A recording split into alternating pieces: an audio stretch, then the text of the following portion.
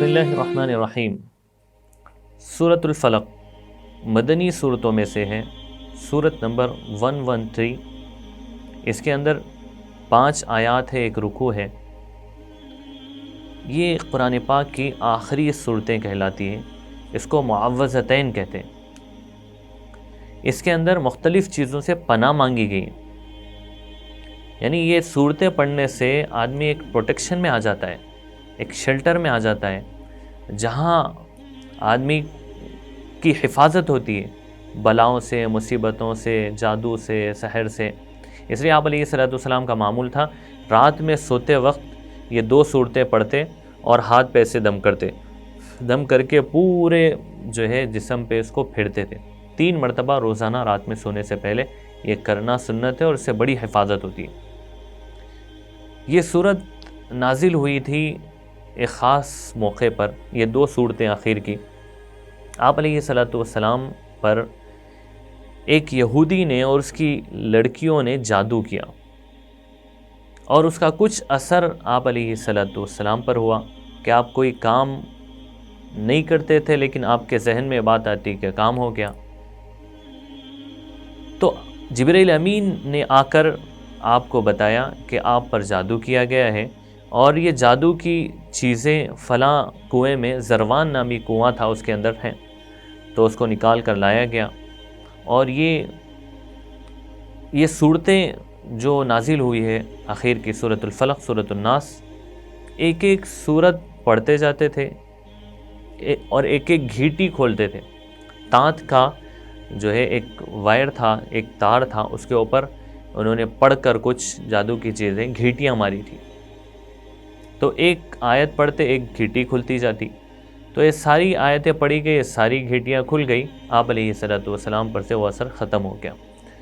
تو کسی پر جادو کا اثر ہو تو یہ صورتیں پڑھنے سے اثر دور ہوتا ہے۔ تو یہ صورتیں بڑی جاندار ہیں، اس کو پڑھتے رہنا چاہیے ہر صبح میں، شام میں۔ اگر ان 2 صورتوں کو پڑھ کر بچوں پہ دم کیا جائے تو بچوں کی حفاظت ہوگی، نظر سے، سحر سے، حاسدوں کے حسد سے، ساری چیزوں سے حفاظت ہوگی۔ آپ اس صورت کو دیکھیں، قل اعوذ برب الفلق، کہو کہ میں صبح کے مالک کی پناہ مانگتا ہوں۔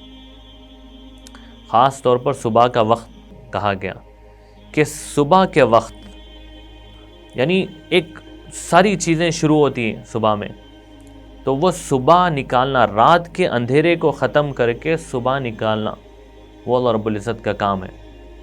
اللہ رب العزت کہہ رہے ہیں کہ اس وقت اور وہ صبح کے وقت میں بڑی برکتیں ہیں۔ تو اللہ رب العزت کہہ رہے ہیں کہ کہو کہ میں صبح کے وقت کے مالک کی پناہ میں آتا ہوں۔ کن کن چیزوں سے؟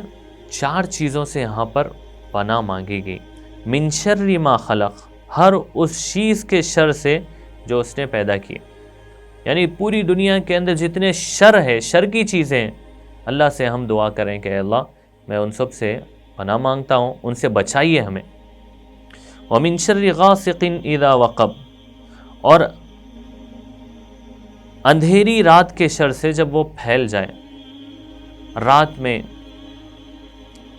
جتنے جادوگر ہے ان کا جادو رات میں زیادہ ہوتا ہے، جتنے طرح کے یعنی بہت زیادہ گناہ ہوتے ہیں، اور رات کے اندر چوری، ڈاکہ، بہت ساری چیزیں رات کے اندر ہوتی ہیں۔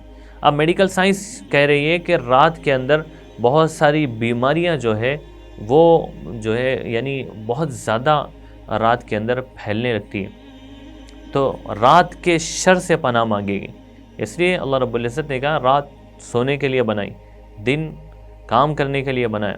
تو اندھیری رات کے شر سے پناہ مانگی گئی۔ وَمِن شَرِّ النَّفَّاثَاتِ فِي الْعُقَدِ، اور ان جانوں کے شر سے جو گرہوں میں پھونک مارتی ہیں۔ جادوگروں کا جادو کرنے کا ایک طریقہ یہ ہے کہ وہ کسی بھی چیز میں گھیٹی مار کر اس پہ پھونکتے ہیں، تو ایک جادو کا اثر ہوتا ہے۔ تو یہ یعنی پناہ مانگی جا رہی کہ ہر ایسے مرد سے، عورتوں سے جو جادو کرتے ہیں، ہم ان سے پناہ مانگتے ہیں۔ اے اللہ ان سے ہماری حفاظت فرما، ان کے شر سے حفاظت فرما، ان کے جادو سے حفاظت فرما۔ 5ویں آیت ہے وَمِن شَرِّ حَاسِدٍ إِذَا حَسَدَ، اور حسد کرنے والے کے شر سے، جب وہ حسد کرے، حسد کرنے والے کے شر سے، حسد جو ہے وہ دل کی ایک بیماری کا نام ہے۔ کسی کی ترقی کو دیکھ کر آدمی کے دل کے اندر، کسی کی نعمت کو دیکھ کر آدمی کے دل کے اندر یہ بات پیدا ہو کہ اس کو کیوں ملی، میرے کو کیوں نہیں ملی، اس سے وہ چیز چھن جائے، اس سے وہ چیز ضائع ہو جائے، اس کو ذلت ملے، اس کو نعمت خراب ہو جائے، تو یہ جو نیت ہے حسد کہتے ہیں اس کو، بڑی خطرناک چیز ہے۔